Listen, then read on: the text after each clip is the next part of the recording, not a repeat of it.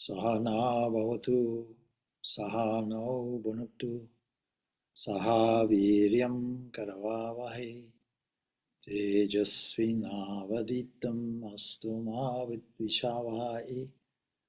Om Shanti, Shanti, Shanti. May that one protect us both. May that one nourish us both. May we work together with great vigor and energy. May our studies be illumined. May we not unnecessarily cover with each other. Peace, peace, peace be unto all. So I think I have a subject, and that is devotional variations. There are, of course, two questions that we commonly have to ask ourselves, that people ask themselves from the beginning of time, as it were, and it has perplexed us. What's the nature of the self? And when we say self, there's an inquiry. Who am I? What am I? Am I body? Am I mind? What am I? And I suppose that is also linked with the question of birth, life, and death, and all these other issues.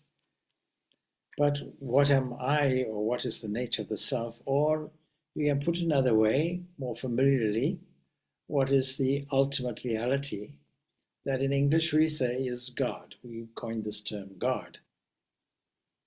One thing we know, that our mind and our sense organs, our normal apparatus for gauging the world, is useless in this context. We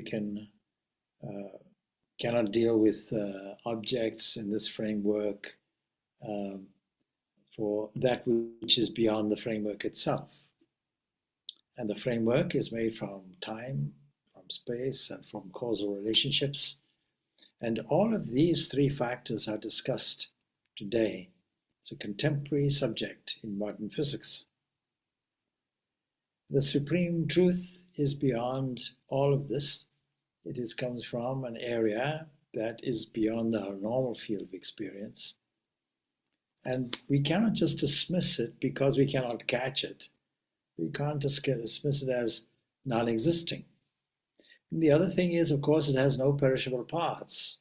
Because of this being outside the framework, it is not evolving, and we are used to something that is evolving and changing over time.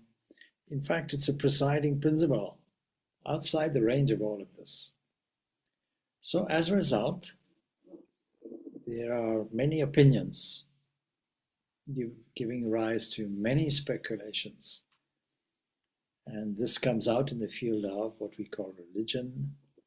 And there are proponents of their individual religions that unfortunately will stress the difference between all the different creeds instead of all the common factors. And the common factors are easy to discern.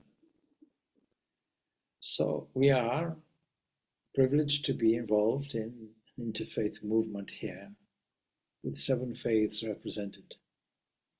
The dominant faiths, statistically, would be Christianity, which holds the majority, Islam, which is second in numbers, and Hinduism, which is third in numbers.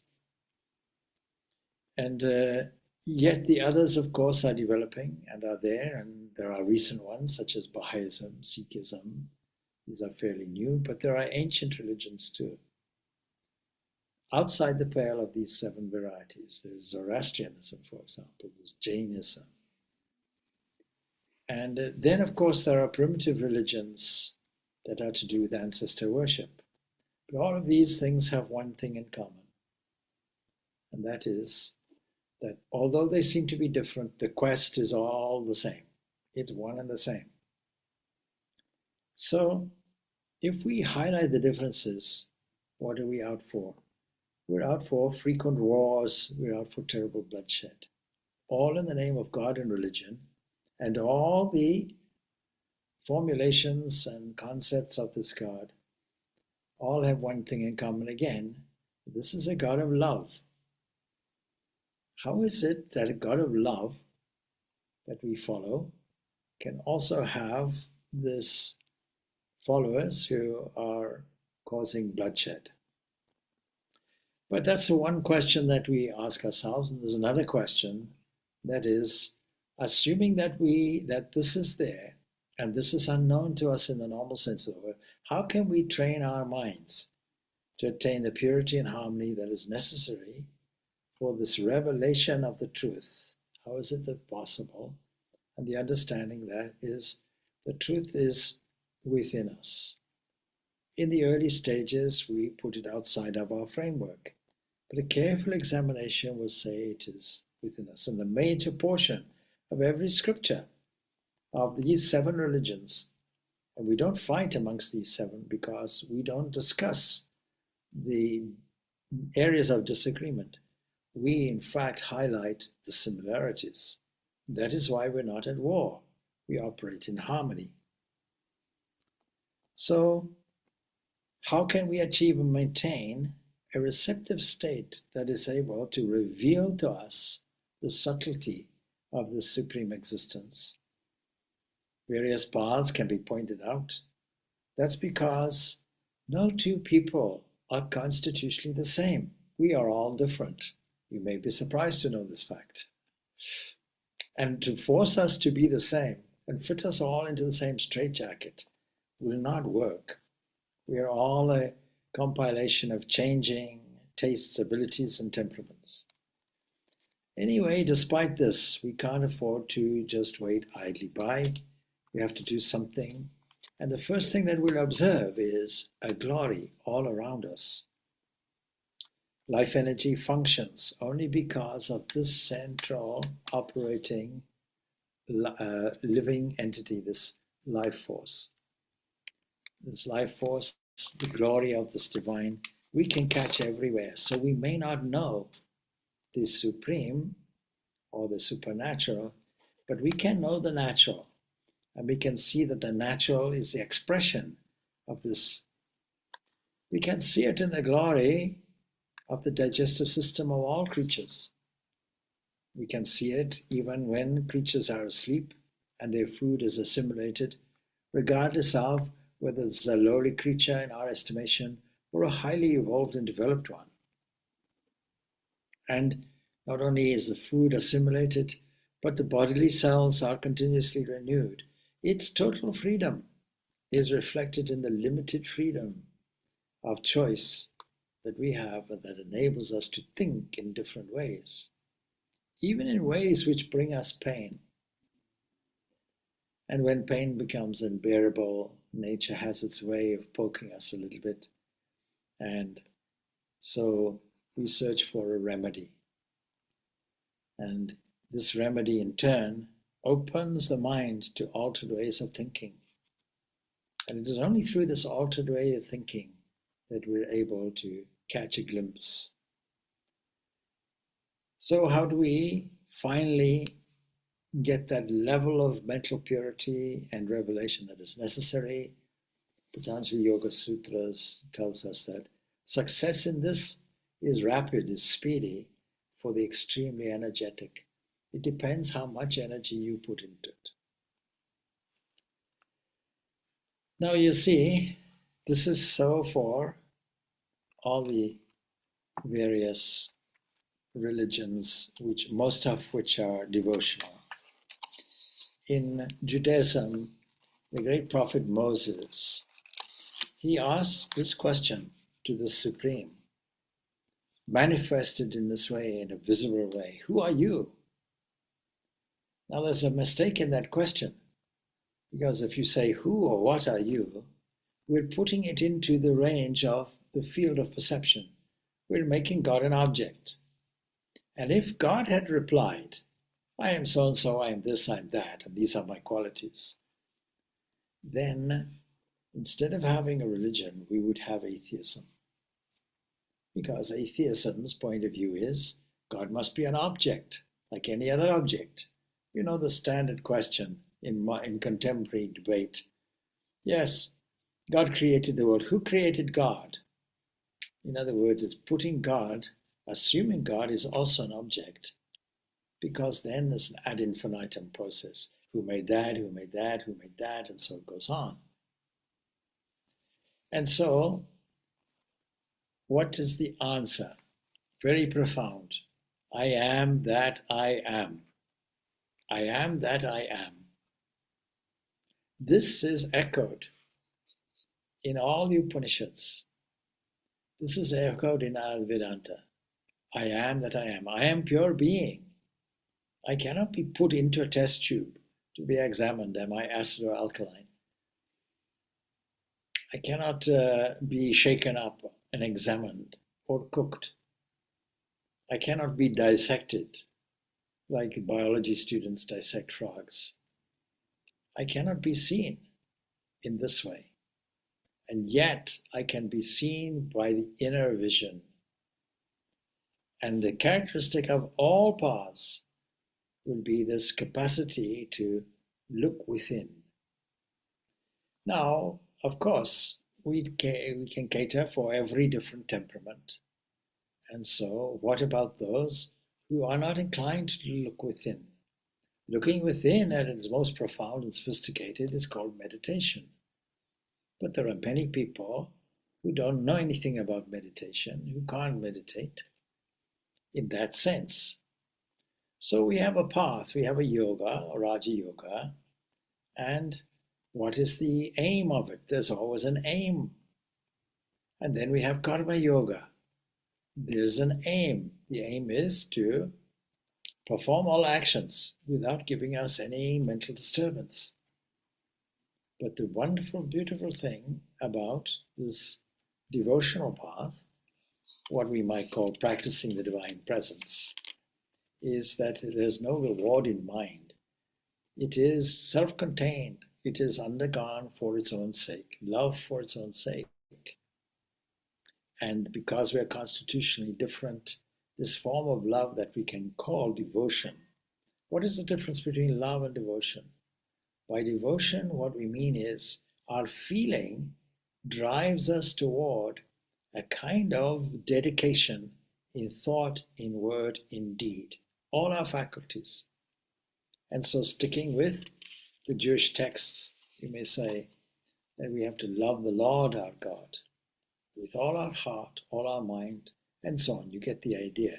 We take our total being, our summarized energy, and we direct it in this way. Now, what prevents us, of course, is that this level of dedicated devotion is not normally present within us, because the external world drags us in many different directions. So there's a precondition that is necessary. We have to understand the value of the world, and we have to understand it in the context of what is the object of our love. And that becomes difficult since we are dealing with, in the beginning anyway, something that is abstract, only picked up by examining the glory all around us. The sun shining, the moon reflected, the wind blowing, the plants growing, the power of digestion in all creatures, the capacity for breathing, the capacity for renewal of cells. All of this is a wonder.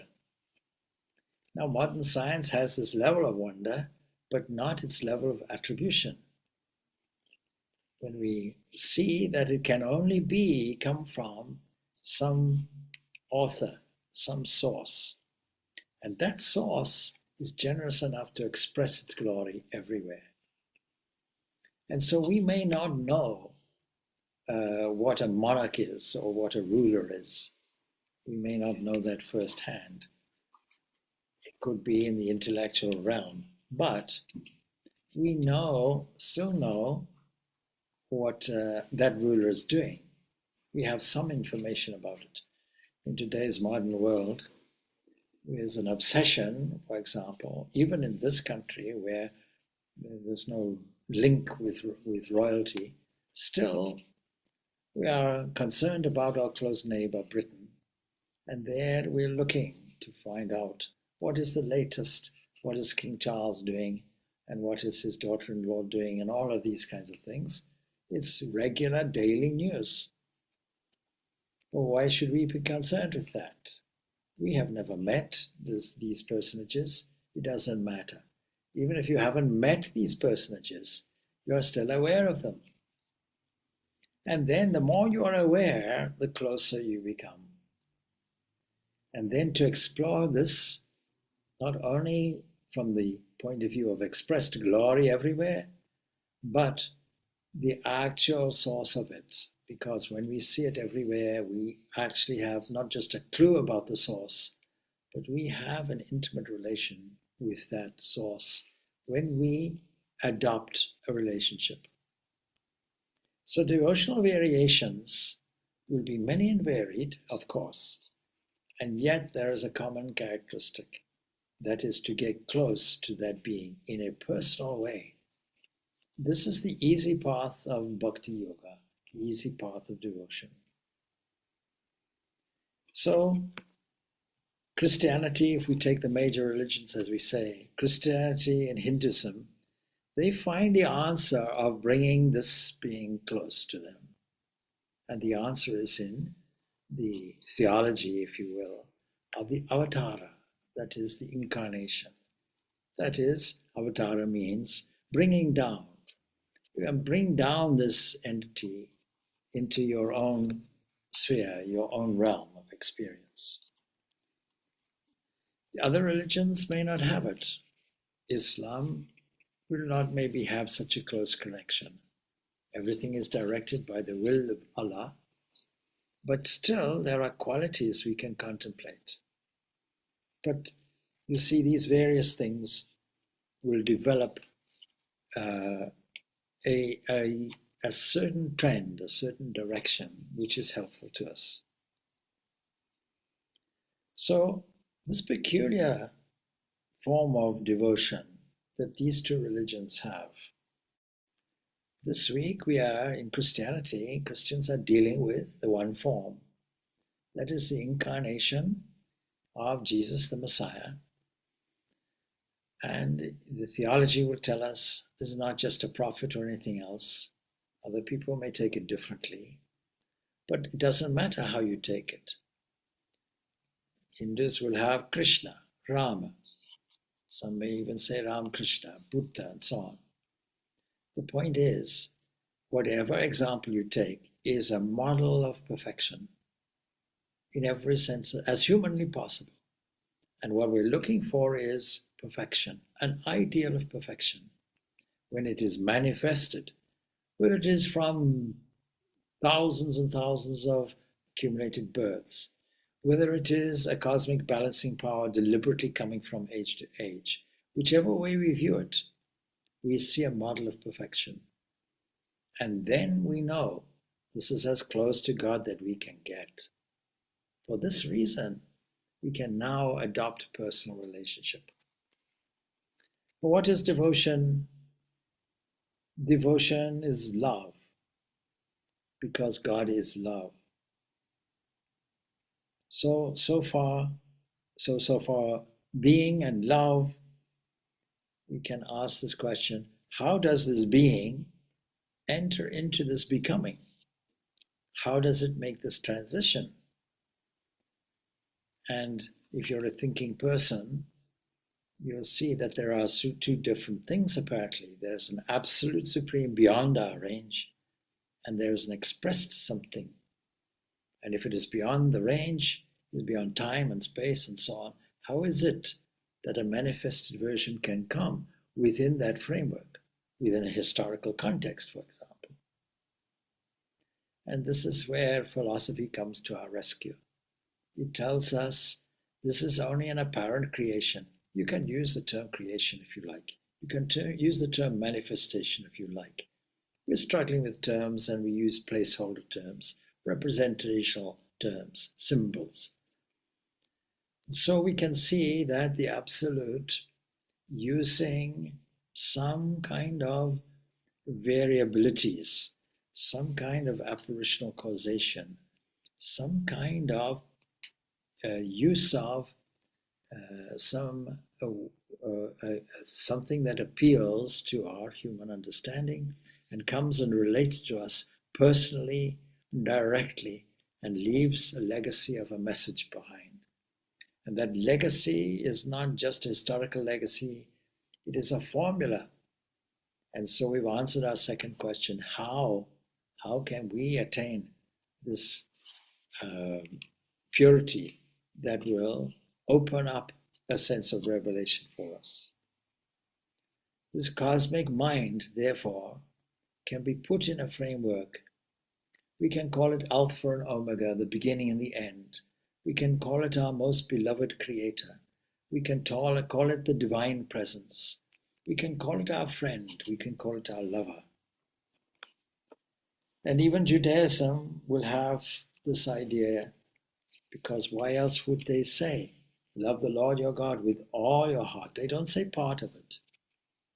And as soon as we have a part of it, it means we have a part of our heart dedicated to what we call the world.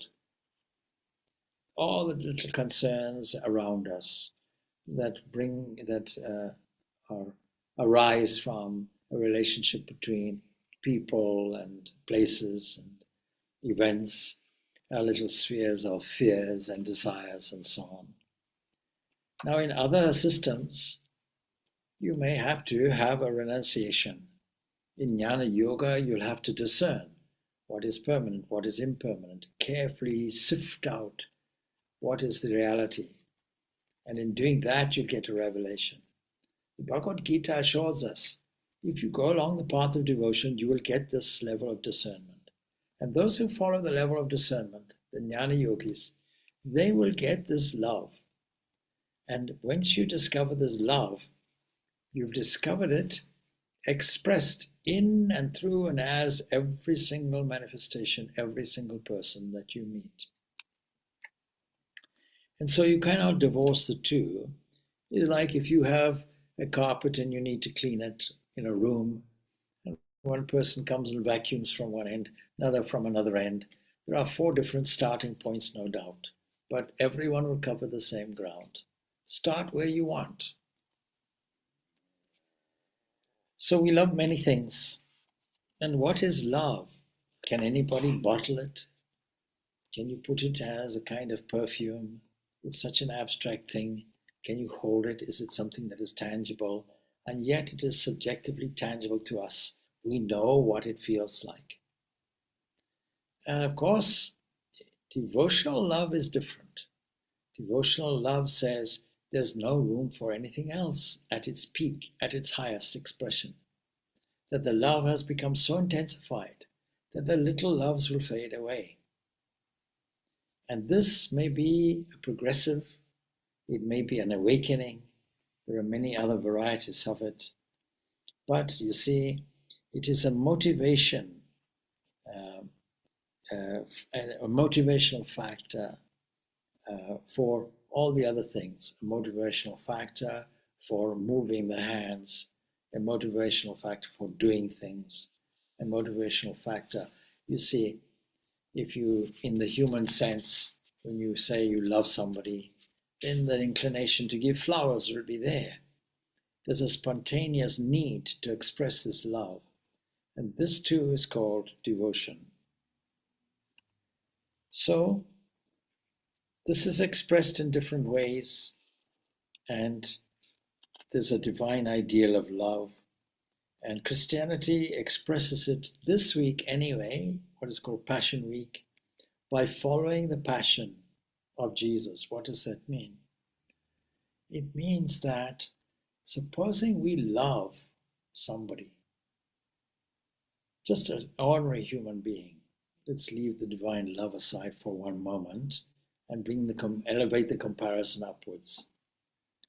And supposing we know every event of their life, won't we follow it? Won't we celebrate it? Won't we want to go through the same experience, the same human suffering, the same mindset? And so by imagining this journey, for example, a drama being enacted during what we call Passion Week. So in Christianity, from last Sunday onwards, it would be the habit to follow this, to go on the Dolorosa, the way of sorrow. It is not to make us morose. It is to see we love so much that we want to follow the very footsteps of the suffering Christ and stand in awe at the human sacrifice which is occurring and is about to occur. This is behind the theology of a deep theology that says our starting point, before we even make a resolution, is a self-examination. Self-examination means we see where are the flaws and difficulties and imperfections. And then the next step will be to make a resolve to change. And the next step in this system, in the system of devotional practice, it is then to feel as if we are also working on the path.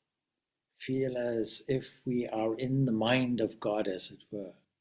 Feel that we are also prepared to sacrifice ourselves for others, regardless of how painful it will be. The supreme sacrifice, offering all the physical pain, all the torture, and finally the whole body itself, the whole psychophysical, giving it up. For what reason? For the good of humanity. And if we say that these avatars are there, that is exactly what they're doing. Look at the compassion of the Buddha. Look at the sacrifice of all the incarnations, giving their life. We can put it in a funny way. If God wants to come down and visit us, then he doesn't have to. There's no motivation for God, even to create the universe. There's no motive for a God to come and rescue us. There's no motive for a God to undergo pain and suffering for us. What is the reason? Love. That is the only reason we can find. And then, of course, in Judaism, we find this expression in the Psalms. The whole of the recitation in synagogues is to do with recitation of Psalms that encompass the human relation with the innermost, the individual soul, if you like, with its author, an expression of love. And then how the Hindus express it. They express it through worship, they express it through puja, an elaborate series of ritualistic movements and done in a meditative way. It is, in fact, a physical meditation, bringing all the symbols in and with great creativity, artistry, and imagination, and all of them have some things in common. All of them will have dancing, music, and art. And the easiest way to shift a mood, as we know, is music. You know yourself that if you put something on, calm, let us say, for example, a movement that echoes, a musical movement that echoes the feeling of the composer, comes across. What distinguishes a great work of art, let's say a painting, from anything else, is because we can see the feeling that the artist put into it. When we see the feeling or feel the feeling or align ourselves emotionally with the composer or the painter, then it evokes the same feeling within us. And if it's pure and noble, we catch that purity, we catch the nobility. It becomes an echo of the author. When we read a scripture, it should move us. When we read the life of a saint, it should move us. Even as outside of that, when we read the life of any self-sacrificing person, we can name many of them that provide us with a legacy, and we cannot put our finger on it.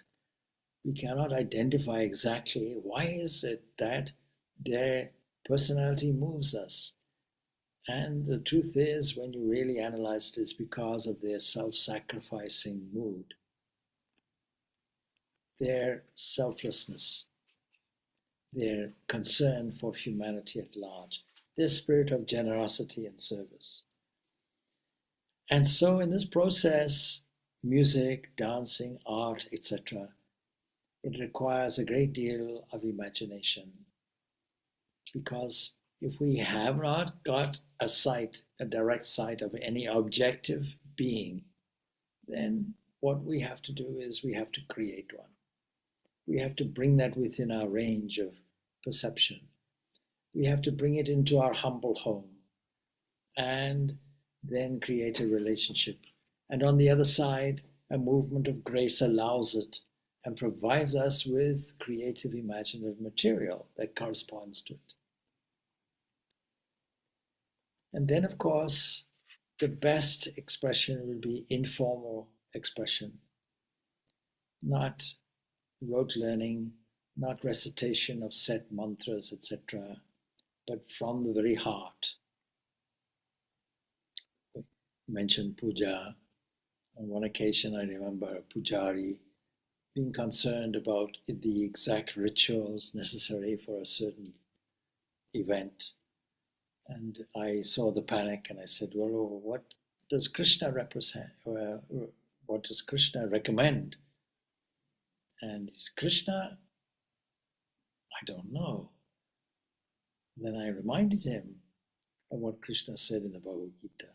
A leaf, some water, a flower, finished. Simple as that. We don't have to be complicated. Why? Because it's the heart. There's no formula for it. When you express your feeling, it comes as a spontaneous inner movement, an informal expression. And then, of course, being different, we also can see common obstacles that fit into certain categories. For example, the distraction of the world, the distraction of busyness, where the mind cannot easily settle. What devotional practice will we have? Well, if your mind is busy and you sit down and try to think or pray or meditate, and all the traffic noise is coming from your busy life, then the best thing really is to apply a certain focused kind of meditation. That means that you use the power of, let us say, vision, visibility. You make the Lord visible. You create a picture or a symbol. You gaze at it. This kind of movement is easily done with children. I remember once there was a group of small children, 5 or 6 years of age, and I was asked, please give them a guided meditation. I got them to sit nicely. Fortunately, they were obedient children, but children will fidget. And it happened that it was an event which had a very gorgeous display in front of them. A birthday of a deity there, a representation of a deity was there with lamps and flowers, and it was absolutely gorgeous. That anybody, whether it's a child or adult, their attention will immediately be attracted toward that sight. And beautiful scents of flowers, incense, and so on. And I asked them, I said, please gaze at this image. Look at it. And I let them look at it for, easily 2-3 minutes. And when I noticed that their attention was wandering a little bit, then I said to them, so also please just identify what you can see there. Be observant. How do the earlobes look? What are the decorations there? What is the jewelry like? What are the eyes like? And by walking around a description of what they saw, I was catching their attention. And then the next thing was, now, close your eyes and see that picture again in front of you with your inner eyes. And to my amazement, they were all there with eyes closed, looking like little Buddhas. And then I told them, okay, so now bring this in, imagine that there's a chamber of the heart and so on, sort of like that. They did it. I was clever enough not to do it for too long, to do it in a small way, sufficient so that their attention didn't wander again. But remarkably, the children had more of a capacity of concentration than I've seen in many adults, because there are no external distractions for them. And of course, with modern technology, there are more distractions. People ask me, how is that a religion is on the decline? And I say, because, one word, entertainment. There's more entertainment available. In other words, there's more to attract the senses. Now, why do we have gorgeous churches and temples? Why do we have gorgeous paintings and art? Why do we have stained glass windows in cathedrals? Why do we have wonderful, wonderful, intricate architecture that looks like a palace and we call it a temple? It is to attract the senses. And once we attract the senses, then we also engage in a feeling about it. What is this all about? It gives us an inspirational uplift. Let us take, for example, Gothic cathedrals designed to be so awe-inspiring, so high. Will it not elevate the spirit? Tourists who have no religion whatsoever will go and see these great, great, magnificent structures purely for the architectural understanding of it, just to stand in awe. And same thing with the ancient temples in South India, for example, where the magnificent gopurams are there, and the wonderful, wonderfully carved structure there. Why would people spend so much time and so much energy, so much craftsmanship for nothing? Some spirit is there, some profound, moving thing is there, which enthuses them, motivates them to do their very best. Not just something that is good, but something that is absolutely perfect, where every square inch of things becomes carved. And even on the outside of buildings, where we see this carved. The thing in Barcelona, the famous cathedral that has been built for the last 30 years, is a remarkable example of how a community have gotten together over many, many years and added and changed and so on. What for? For the greater glory of this Supreme Being, in order to bring this closer and closer and closer to us. Swami Vivekananda, in his various lectures, compiled in this Bhakti Yoga, the yoga of love and devotion, in a number of different chapters. One chapter is there, Human Representations of the Divine Ideal of Love. There he reiterates many of the things I have said. It's impossible, he says, to express the nature of this supreme and absolute ideal of love in human language. And even the highest flight of human imagination is incapable of comprehending it in all its infinite perfection and beauty. And he says, nevertheless, the followers of the religion of love in its higher as well as its lower forms in all countries have all along had to use the inadequate language to comprehend and to define their own ideal of love. Nay, more, he says, human love itself in all its varied form has been made to typify this inexpressible divine love. Man can think of divine things only in his own human way. To us, the absolute can be expressed only in our relative language. Now, the Bhaktas, therefore, make use of all the common terms associated with the common love of humanity in relation to God and His worship through love, because love is the strong bond that forms relationships. Initially, family relationships, and then, of course, beyond that, relationships with society. But there's a remarkable difference between human love and the kind of love that we are talking at its highest expression. Highest expression means that the danger, of course, of this kind of devotional aspect is to become a fanatic. And Swami Vivekananda, no doubt, refers to this. And so, when we have this fanaticism, are we being drawn closer to love or being drawn away from this love? So, we have to worship God without the fire of love in Him, without its madness in His brain, when His love is just the calm, commonplace love, a little higher, other forms of love are there. And this kind of love he's calling the kind of lowest form in which love is apprehended. And human love is normally something that demands a reciprocal arrangement. And after all, we find it in other mammals. The various species of animals will love and protect their own. There's nothing special about it. That's human love too, if we're not careful. But when we introduce an element of social concern, a spirit of generosity for others, then we become indiscriminate in our love.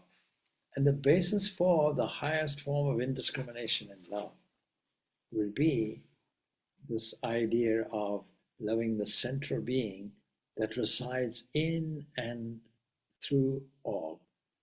We may even say as all, coming to this highest conclusion. Some of the great writers, says Swami Vivekananda on Parabhakti, have tried to understand and experience this divine love in so many different ways. And the lowest form in which love is apprehended is what they call the peaceful. That is that bhava, or that attitude of shanta. Now, many people, when they're asked, what is your conception of God?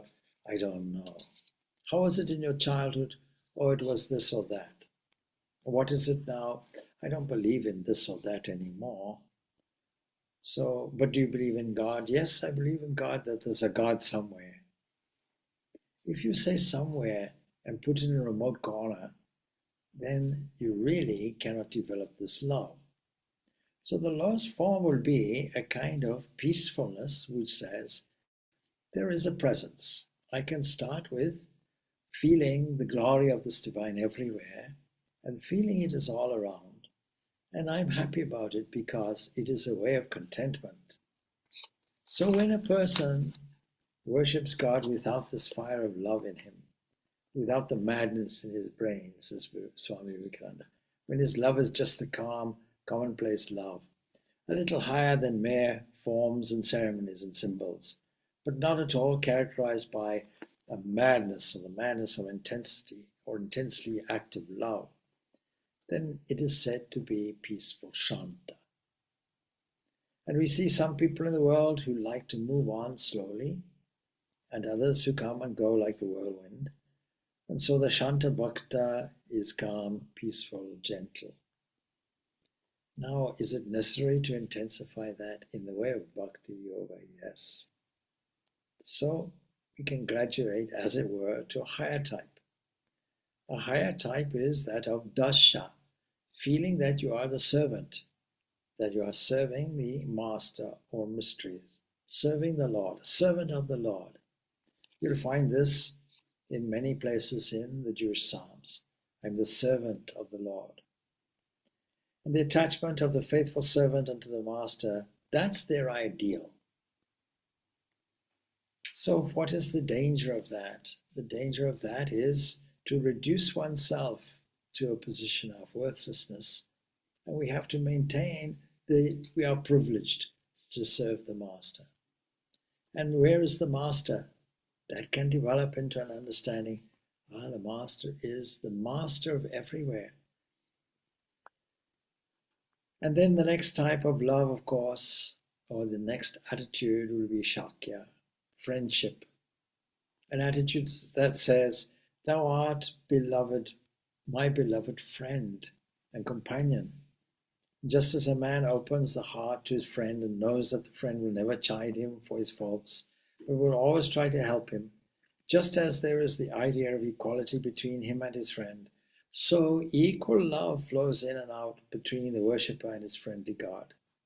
Thus God becomes our friend. So far, the fear of a divine is out of the question. It is not there. And later in his lectures, or earlier I should say, Swami Vivekananda describes a triangle of love. That love that requires this devotion has three aspects to it. It has no fear within it. It has no rival within it. And it has no reward within it.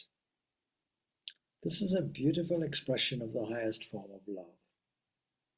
Even if we take human relationships, we'll see if there's any kind of fearfulness, if there's any kind of hiding things, any lack of truthfulness, it's not really a reliable relationship. If there is a rivalry, if there's a jealousy, if there is another person to whom the flow of love is going, then that will very often be cause for divorce. In America, about 54% of people get married get divorced. But if they followed this formula, then the love would run much deeper. And no reward, no bargaining. I love you. I don't care if you love me. Love me as you want. Love me if you don't want. But my love will be constant and properly directed. And it will always be there, creating a sense of deep, deep loyalty from a deep, deep sense of feeling. And so, if God is a friend walking with you on the journey, nothing to fear, and a full supporter of you, where we can practice the divine presence in a very free way, and we can freely tell all the tales of our lives, the innermost secrets of our hearts, says Swami Vivekananda, we may place before him with great assurance of safety and support. He is the friend whom the devotee accepts as an equal, not as a superior. God is viewed here as our playmate. We may well say that we are all playing in this universe. Now, all of these aspects have their echo in scriptures. And when we read, for example, the Bhagavata Puran, we will see the gopis playing with Krishna, accepting him as one of their own, delighting in his company. And so, we may well say that we are all playing, of course, in this universe. And it says something about the universe itself, that the universe itself is our playground. We shouldn't take it so seriously. And it comes back to this question of how does being become, as it were, becoming, or enter into the becoming, if it is not because it is all a play, it is all a kind of mistake that we are reveling in. And just as children play their games, just as the most glorious kings and emperors play their own games, so is the beloved Lord himself in sport with this universe. And we have this theological term, lila, a play, a divine play. And of course, our playmate is perfect. He doesn't want anything. Well, why should he create, says Swami Vivekananda? Activity is always with us for the fulfillment of a certain want, and want always presupposes imperfection. God is perfect. He has no wants. Why should he go on with this work of an ever active creation? What purpose has he in view? So the stories about God creating this world for some end or the other that we imagine are good as stories, they are, but not otherwise. It's all really in sport. The universe is his play going on. And I'll make a comment, because in the Bhagavatam also we find Krishna telling his disciple Uddhava, my dear fellow, you see, this is not a cruel joke on you. I am playing this on myself. It is a play with the Lord as director, the Lord as the writer, the producer, the actor, the stage, the whole totality. That aspect becomes revealed to us. The whole universe must, after all, be a big piece of pleasing fun to him. If you are poor, enjoy that as fun. If you are rich, enjoy the fun of being rich. If dangers come, it is also good fun. If happiness comes, there is more good fun. The world is just a playground, and we are here having good fun, having a game, and a God is with us playing all the while, and we are all with him playing. God is our eternal playmate. How beautifully he is playing. The play is finished when the cycle comes to an end. There is the rest for a shorter or longer time. Again, all come out and play. It's only when you forget that it is all play, and that you are also helping in the play, it is only then that miseries and sorrows come. Then you see the heart becomes heavy. Now you see, supposing you have an impulsive temperament, supposing you take life so seriously, then all your attention is on this so-called life. And all of this is directed toward a correcting attitude, a criticism in the first place, a recommendation of correction in the second place, anxiety in the third place about the condition of things, a kind of constant complaining mode. Supposing you're in that, will you view the world as a play? And will it not be the remedy for your spiritual life to view it in this way? These are not just bhavas, these are not just moods. These are also remedies, practical remedies, shifting your attention to a revaluation of what life is.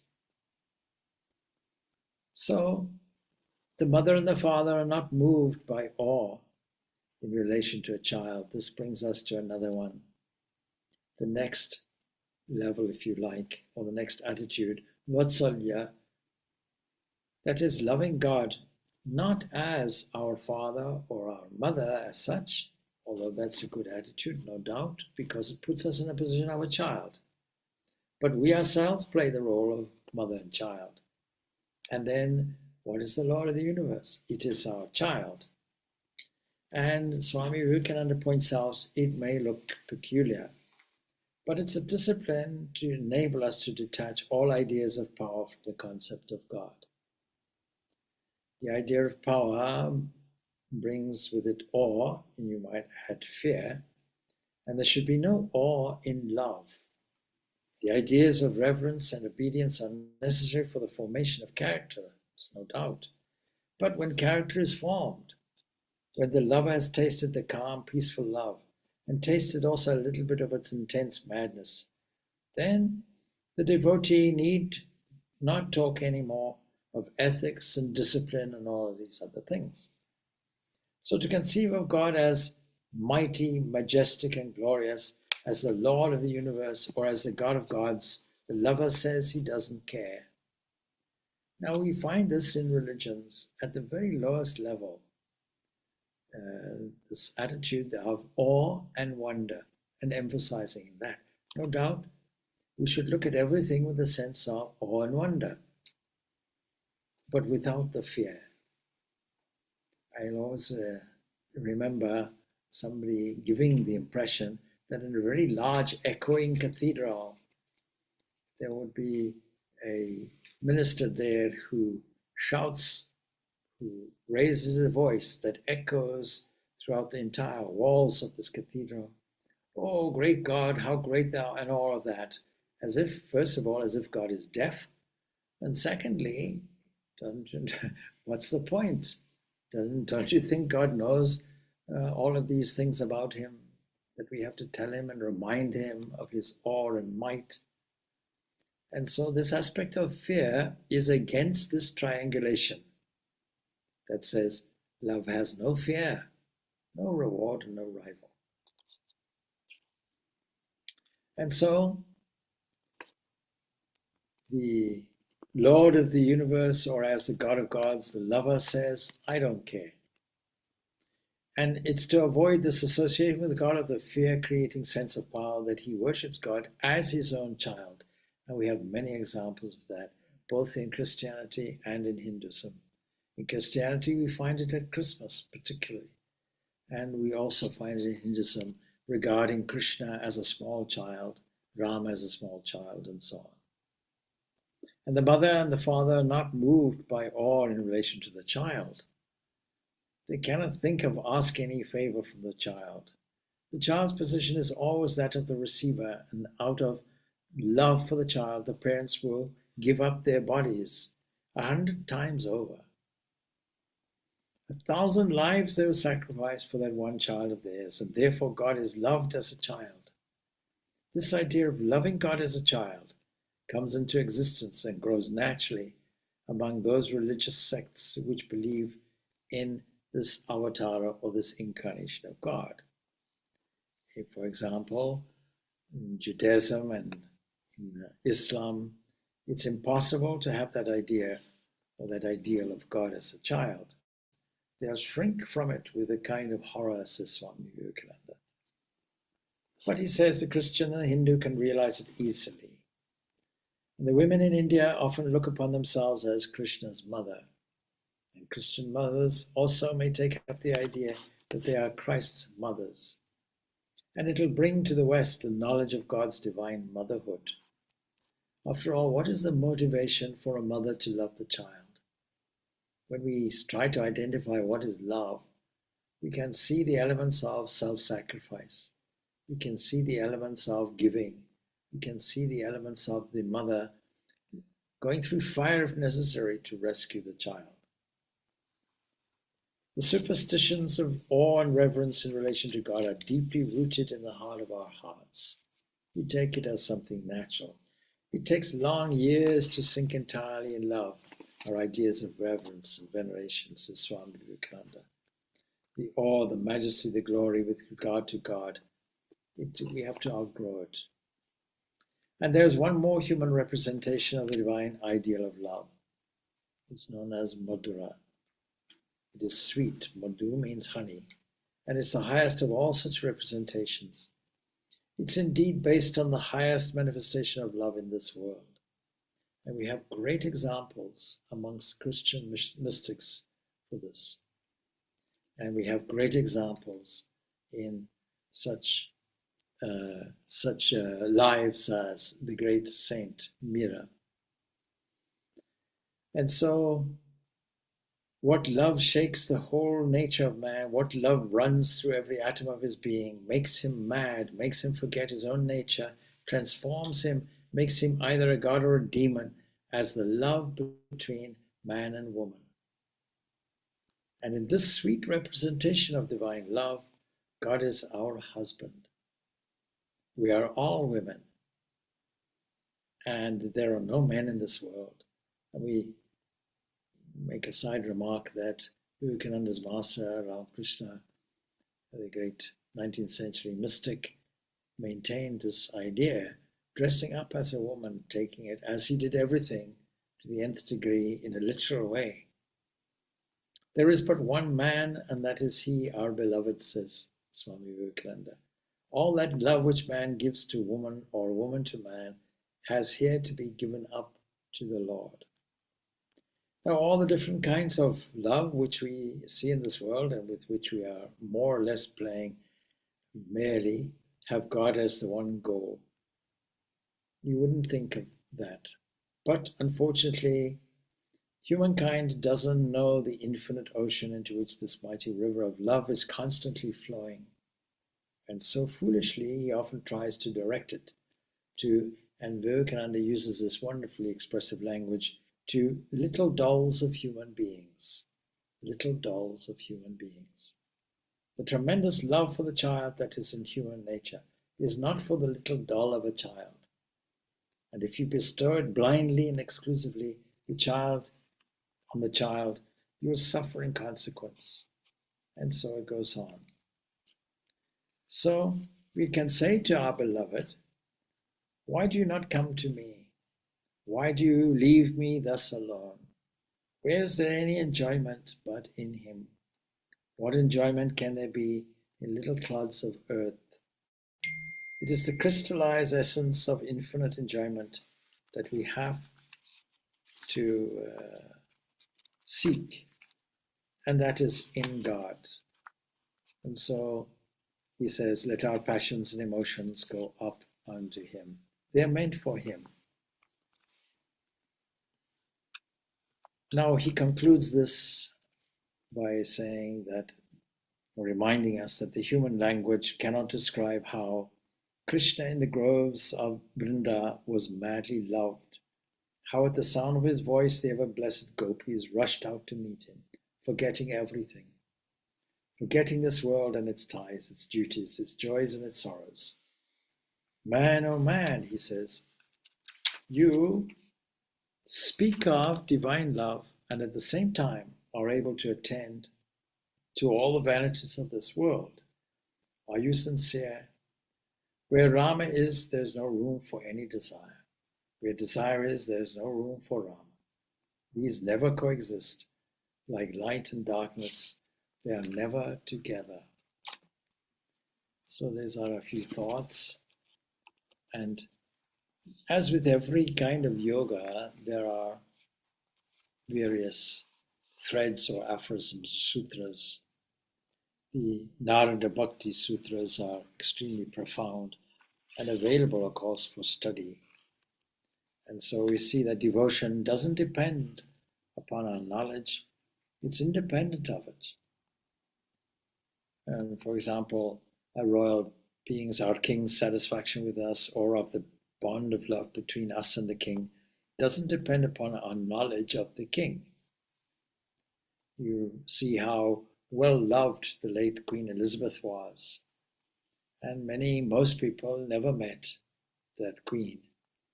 It doesn't require us understanding the biography of the queen. We just know what the queen's qualities are and what she does for the welfare of all her subjects. And so even the enemy can have full knowledge of a king. Even so, a person who discusses at length the nature of God and is supposed to be fully conversant in that respect may not have any devotion whatsoever. When you try to take things out of the head and put them into the heart, that is the best way. There are many people who talk about justice. There are many people over the last few years who've been concerned with issues of justice, for example, from their point of view, or even religions that set up justice and peace commissions. And I think they have shifted the value, because there's no justice without love.